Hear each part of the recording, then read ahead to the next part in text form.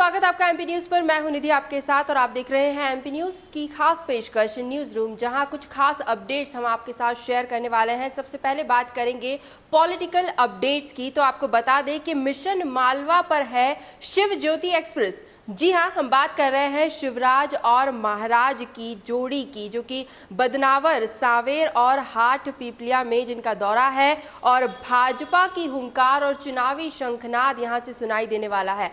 आपको ये भी बता दें कि साफ तौर पर हम देख सकते हैं कि ग्वालियर चंबल के बाद भाजपा का अब पूरा फोकस है मालवा पर, जहां करोड़ों के विकास कार्यों का शिलान्यास और लोकार्पण करने के साथ साथ चुनावी प्रचार प्रसार और जनसभाएं भी इस दौरे में शामिल है। माना जा रहा है कि मालवा का जो ये दौरा है, जिसे मिशन मालवा कहा जा रहा है, जहां अलग अलग विधानसभा क्षेत्रों में शिवराज और महाराज की जोड़ी दस्तक दे रही है, तो भाजपा को इसका सीधा सीधा फायदा मिलने वाला है। जिस गति से विकास कार्यों को यहाँ पर गति दी जा रही है, जिस गति से लोकार्पण किए जा रहे हैं, शिलान्यास किया जा रहा है, वो भी उपचुनाव से ठीक पहले, तो साफ तौर पर जनता को रिझाने के लिए ये सब कुछ किया जा रहा है। लेकिन क्या वाकई जनता भाजपा का साथ देगी, ये तो आने वाले उपचुनाव में ही पता चल सकेगा। लेकिन फिलहाल सुर्खियों में बना हुआ है शिवराज और महाराज का मालवा दौरा। आगे अपडेट्स में आपको बता दें कि चुनाव आयोग ने बिहार विधानसभा चुनाव की घोषणा कर दी है, लेकिन मध्य प्रदेश उपचुनाव का ऐलान होना अभी भी बाकी है। 29 सितंबर को चुनाव आयोग ने इसके संबंध में एक बैठक बुलाई है। आचार संहिता कभी भी लग सकती है, लेकिन उससे पहले ही मध्य प्रदेश का सियासी पारा काफी गरमाया हुआ है और राजनीतिक हलचलें भी तेज हो चली है। इसी बीच मुख्यमंत्री शिवराज सिंह चौहान का एक ट्वीट काफी चर्चाओं में बना हुआ है। इस ट्वीट में सीएम ने चुटकीले अंदाज में लिखा है कि मध्य प्रदेश, बिहार, कर्नाटक सहित देश भर में कई जगहों पर चुनाव होने वाले हैं। हमें कोरोना काल को देखते हुए चुनाव आयोग के दिशा निर्देशों का पूरा ध्यान रखना है। इसके बाद जो एक चुटकी ली है उन्होंने, वो आपको बताते हैं, काफी दिलचस्प है। सीएम ने इस ट्वीट में लिखा है कि हाथ पूरी तरह सैनिटाइज कर साफ कर देना है। यहाँ पर हाथ यानी कांग्रेस पर निशाना साधा है सीएम ने, क्योंकि ये इन्वर्टेड कॉमर्स में लिखा हुआ है। तो कुल मिलाकर कांग्रेस पर निशाना साधा सीएम शिवराज सिंह चौहान ने और हाथ को साफ कर देने की बात कही। अब इस पर कांग्रेस का पलटवार भी सामने आ चुका है और यूजर्स की भी काफ़ी सारी प्रतिक्रिया यहाँ पर देखने को मिल रही है। कई लोग हैं जो शिवराज का खुलकर समर्थन कर रहे हैं और जो उनके समर्थक नहीं है, जो कांग्रेसी है, वे उन्हें ट्रोल करते नजर आ रहे हैं। कांग्रेस के मीडिया समन्वयक नरेंद्र सलूजा ने पलटवार करते हुए लिखा, रीट्वीट उन्होंने किया और लिखा है कि कोरोना काल में भी एमपी में चुनाव होंगे या नहीं, इसका फैसला चुनाव आयोग 29 सितंबर को एक बैठक में करेगा। लेकिन क्या आपको चुनाव आयोग ने पहले से ही बता दिया है कि एमपी में चुनाव होने जा रहे हैं? भला ये कैसा गठबंधन है? जनता गद्दारों को सैनिटाइज कर भाजपा से 2 गज की दूरी बना लेगी।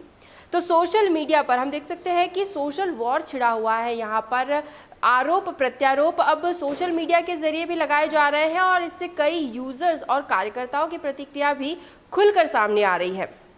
बढ़ेंगे अगली अपडेट की तरफ। उपचुनाव के मौसम में किसान कर्ज माफी का मुद्दा भी पूरी तरह से गरमाया हुआ है और इस पर भी सियासत जोरों से चल रही है। विधानसभा में कमलनाथ सरकार की किसान कर्ज माफी का कबूलनामा पेश करने के बाद भी प्रदेश के कृषि मंत्री कमल पटेल के तेवर नर्म पड़ते नजर नहीं आ रहे हैं। वे अभी भी सुर्खियों में बने हुए हैं अपने बयानों की वजह से। क्या कहा है कृषि मंत्री ने, बताते हैं आपको। वे अभी भी कांग्रेस पर हमलावर हैं। कमल पटेल अब कह रहे हैं कि विधानसभा में जो आंकड़े पेश किए गए वे सही हैं। कलेक्टरों ने कर्ज माफी के पोर्टल से ही आंकड़े लेकर डाले थे, लेकिन हकीकत में जो कर्ज माफी होनी चाहिए थी वो नहीं हुई है। कृषि मंत्री का आरोप है कि कांग्रेस किसान कर्ज माफी के मुद्दे पर प्रदेश की जनता को गुमराह कर रही है। कांग्रेस को आईना दिखाने के लिए उनकी सरकार श्वेत पत्र जारी करेगी। धोखाधड़ी का आरोप लगाते हुए कमल पटेल यहां तक कह गए कि राहुल गांधी और पीसीसी चीफ कमलनाथ को 24 घंटे के अंदर प्रदेश के किसानों से माफी मांगनी चाहिए और यदि वे माफी नहीं मांगते हैं तो उनके खिलाफ वे एफआईआर दर्ज कराएंगे। अब कृषि मंत्री कमल पटेल ने एफआईआर तक करने की धमकी दे दी है। तो इस बात को लेकर एमपी कांग्रेस ने भी जवाबी हमला बोला है। कांग्रेस प्रवक्ता अभय दुबे ने कहा कि कर्ज माफी के मामले में दुष्प्रचार करने पर कृषि मंत्री कमल पटेल के खिलाफ खुद कांग्रेस पार्टी चाहे तो एफआईआर दर्ज करा सकती है। ये दुष्प्रचार करना अब बीजेपी बंद कर दे। तो कर्ज माफी के मुद्दे पर भी बीजेपी और कांग्रेस की अपनी अपनी तीखी प्रतिक्रियाएं सामने आ रही है और एक बार फिर दोनों ही राजनीतिक दल आमने सामने खड़े नजर आ रहे हैं। आगे बढ़ेंगे अगली अपडेट की तरफ। मध्य प्रदेश सरकार ने किसान कल्याण निधि योजना लॉन्च कर दी है। मुख्यमंत्री शिवराज सिंह चौहान ने शुक्रवार को भोपाल में इसका शुभारंभ किया। पहले ही दिन प्रदेश के 5,77,000 किसानों के खातों में 2 लाख रुपए की पहली किश्त जाना शुरू हो गई है। इस योजना के माध्यम से हर साल किसानों के खातों में 10,000 रुपए तक डाले जाएंगे। इसमें 6,000 रुपए केंद्र सरकार की ओर से होंगे और बाकी के 4,000 रुपए मध्य प्रदेश सरकार किसानों के खातों में डालेगी। राज्य सरकार ने किसानों को आश्वासन दिया है कि प्रदेश के हर एक किसान को इसका लाभ मिलेगा। इसका ध्यान पूरी तरह से राज्य सरकार रखेगी। तो चुनाव से पहले प्रदेश भर के किसानों को सरकार की ओर से बड़ी सौगात मिली है। एक अपडेट आपको क्राइम के दुनिया से भी दे दे। इंदौर के विजयनगर पुलिस ने एक बड़ी कार्रवाई करते हुए देह व्यापार में लिप्त एक गिरोह का पर्दाफाश किया है। ये गिरोह अवैध रूप से सीमा पार कराकर देश विदेश में युवतियों से देह व्यापार कराता था।